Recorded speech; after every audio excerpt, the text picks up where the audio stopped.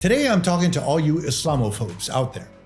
Yes, you know who you are, attempting to flatten my faith and its history by making uneducated broad-stroke assertions with no merit, basis, or substance.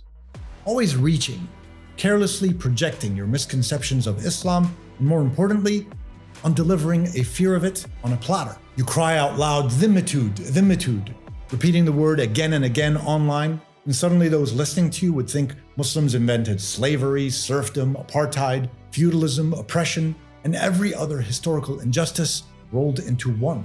According to you, the Dhimmi system wasn't a legal framework from the medieval world.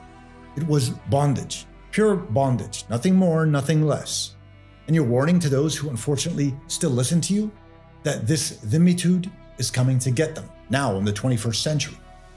But what you forget to highlight in your argument was the utopian standard that did indeed exist at the same moment in time.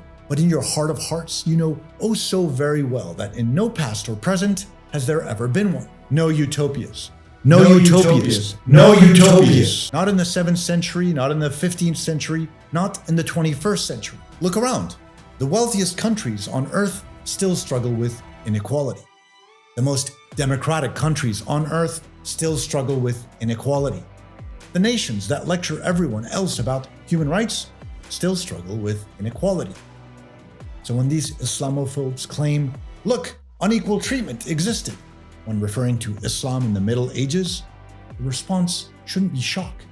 Of course, some level of inequality did. The real and fundamental question is whether the picture they're trying to paint has any truth.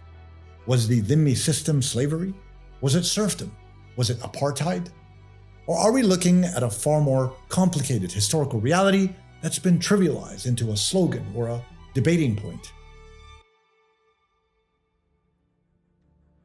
Before discussing or judging the details of the Dhimmi system, the first step is to place the argument in its real historical environment.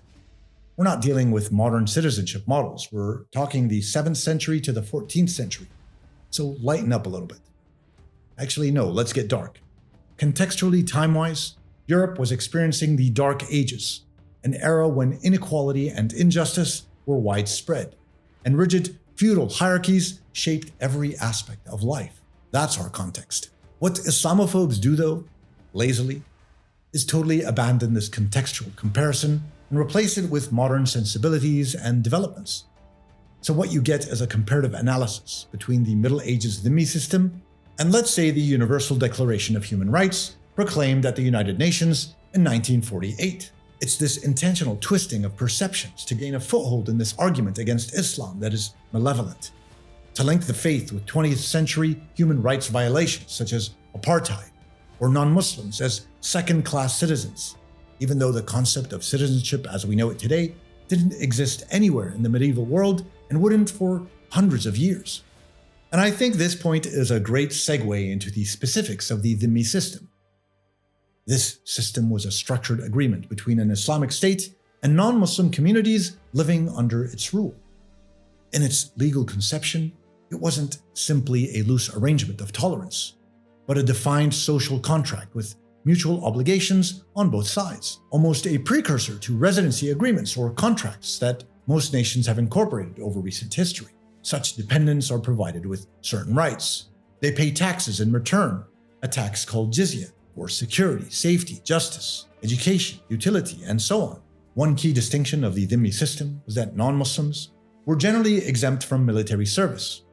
They weren't obligated to fight in defense of the Muslim polity, and in return, they contributed financially and were guaranteed protection by the state's military structure, whereas for Muslim subjects, they were obligated to serve in military defense. At the same time, the Dhimmi system allowed for significant communal autonomy.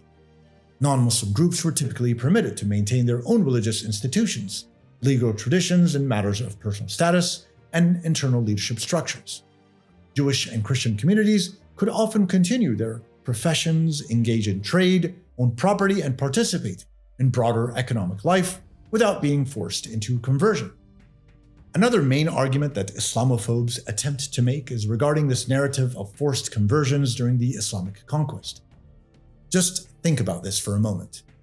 The more non-Muslims converted, the less the jizya tax that was collected, thus reducing the size of the polity's coffers. Now, I don't know about you, but I've never heard of a nation purposefully forcing the reduction of its revenues. Sorry for the sidetrack. Ultimately, what is essential in understanding the system is that it operated as a regulated framework of coexistence. It defined rights, obligations, and limits for both parties. While unequal by contemporary standards, it was also a mechanism that enabled large multi-religious empires to function in a period where uniform citizenship was not yet a historical concept.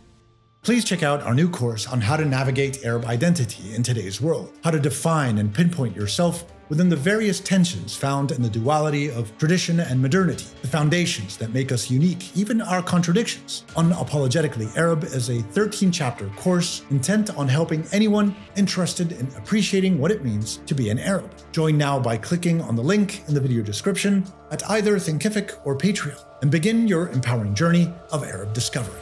Okay, so you had certain rights and then had to pay taxes. Maybe it's best to qualify and quantify what that meant in dollars and cents. Was it the financial burden many make it out to be? Unlike zakat, where Muslims had to pay an across-the-board 2.5% annually of their wealth, the jizya tax was a tiered system of rates broken down into the following 4 categories. The poor were exempt from paying any jizya.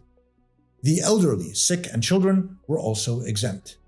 The middle-income tier paid taxes at a lower level than that of zakat, while the higher income tier paid the jizya tax in line with what Muslims were paying. In most cases for wealthy Muslims, between the zakat, sadaqah, that's the voluntary charity, additional land taxes, and wartime levies, their total fiscal burden was substantially higher than that of wealthy non-Muslims. In addition, when examining the Cairo Geniza documents, a collection of Jewish manuscripts and Fatimid administrative papers, they show that enforcement of the jizya tax was often flexible and deeply tied to economic cycles rather than rigid application. Again, when we bring back context and look at the comparisons that were prevalent around the world at the time when it came to taxation, the jizya was often lower than the overall tax burden in feudal Europe. European peasants were not dealing with a single tax system, but a stacked combination of obligations, church tithes, feudal dues to local lords, and forced labor. One system was relatively formalized and predictable, the other layered, fragmented, and often heavier in total practical burden. Plus, don't forget that feudal Europe taxed everyone, the poor, the sick, and the wealthy, and conscripted them into their armies and crusades. Now, there are all sorts of other anti-Dhimmitude shenanigans presented by our Islamophobes, often relayed in simplified or absolute terms. These include ideas of humiliation, enforced dress codes, restricted religious freedom, and legal inequality. Each of these needs to be examined closely and how the system actually functioned in different periods. First, the idea of humiliation. This is usually linked to a specific interpretation of a passage in the Quran, particularly the phrase about jizya being paid while in a state of submission. Classical scholars debated the meaning of this phrase. Some jurists interpret it as political acknowledgement of state authority rather than ritual humiliation. Importantly, there's no consistent evidence that humiliating procedures were universally enforced. Second is the element of distinctive clothing laws. It's true that in certain periods and under certain rulers, non-Muslims were required to wear identifying clothing or markers. However, historians note that these measures were not stable, continuous policies. They were often introduced in specific, limited political contexts that were later repealed or ignored by subsequent administrations. This inconsistency matters because it shows these weren't foundational features of the system, but situational regulations. Third was religious freedom. The Dhimmi framework didn't aim to eliminate non-Muslim religions. It aimed to regulate public religious competition within a Muslim-ruled polity. Non-Muslim communities were generally permitted to maintain churches, synagogues, clergy, and internal religious law. Restrictions on proselytizing Muslims were part of maintaining social order in a system where religion and state authority were closely linked, not an attempt to erase minority faiths. Finally was legal inequality. Dhimmis were indeed subject to a different legal category than Muslims. However, this system also created structural legal predictability. Non-Muslim communities often operated through their own courts for personal status matters such as marriage, divorce, and inheritance. This meant that, rather than being fully absorbed into a single legal system, they retained institutional autonomy within the wider imperial structure. Taken together, these elements are often amplified in modern discourse and repeated as primary examples of oppression, suppression, and inequality. Yet when placed back into their historical settings, they function in a very different way. The result was a system that often secured more stability and protection for minority communities than was typical for its time. Let me remind you again, this is the 7th century we're talking about. Judging a 7th, 8th, or 9th century societal framework by 21st century human rights standards, while giving one's own modern civilization, let alone its medieval history, a free pass as the Islamophobes do, displays a profound lack of intellectual honesty. Now, for us Muslims today, a clear understanding and transparency of this history matters because it grounds our identity in knowledge rather than defensive reaction. It shows that the idea of protecting those under our responsibility, regardless of ethnicity, race, or religion, was not a marginal detail, but a central ethical and political principle in classical Islamic governance. It should still be. Tolerance is key. Safeguarding life, property, land, faith, and rights of those weaker than us should be seen as part of fulfilling justice, not separate from it. When studied properly, this reinvigorated history can help us rebuild our confidence and balance for the future. And for you Islamophobes who are still creating havoc and misrepresenting a faith you both don't understand and do despise, while still stuck on your slogans and surface-level takes, it might be time to stop the noise.